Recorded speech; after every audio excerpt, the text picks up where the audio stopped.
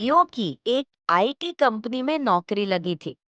अगली सुबह लियो अपनी बाइक से ऑफिस के लिए निकलता है।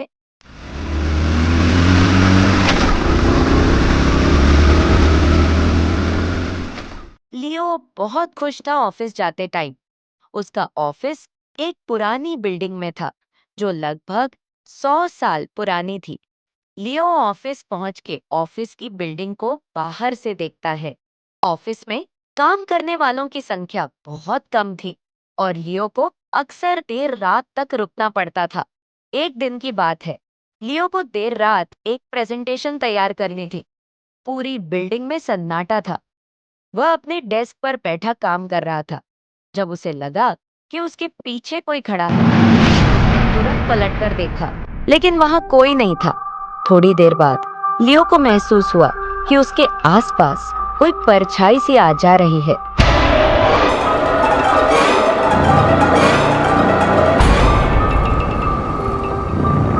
उसने ध्यान से देखा, लेकिन वहां कुछ नहीं था। वह इसे अपनी थकान समझकर फिर से काम में लग गया। कुछ देर बाद अचानक उसके कंप्यूटर की स्क्रीन अपने आप बंद हो गई। वह घबराया हुआ उठा और कंप्यूटर को चेक करने लगा। तभी उसे अपने पीछे हल्की सी हंसी की आवाज सुनाई दी। इस बार वह डर से कांप उठा। वह तुरंत कुर्सी से उतरा और पीछे देखा। एक भूतिया आत्मा जमीन में बैठी थी। उसके बिखरे बाल थे और आंखें लाल और भयानक थी। लियो चीखते हुए दरवाजे की तरफ भागा, लेकिन दरवाजा बंद था।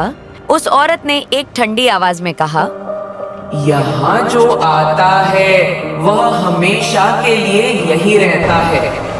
लियो ने जैसे तैसे अपनी हिम्मत जुटाई और खिड़की से बाहर कूद गया। खिड़की से कूदते ही लियो रोड पे जा गिरा और वो घायल हो गया। राहगीरों ने उसे हॉस्पिटल में भर्ती करवाया। अगले दिन ऑफिस के कर्मचारियों को पता चला कि कल रात लियो के साथ डरावना हादसा हुआ और लियो ने किसी तरह खिड़की से कूदकर अपनी जान बचाई। वह कुछ भी बोलने की स्थिति में नहीं था।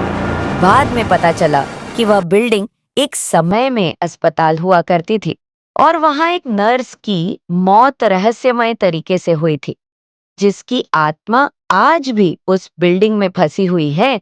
उसके बाद लियो ने उस नौकरी को छोड़ दिया, लेकिन आज भी ऑफिस में देर रात काम करने वाले कर्मचारी कभी-कभी उस आत्मा को देखने का दावा करते हैं।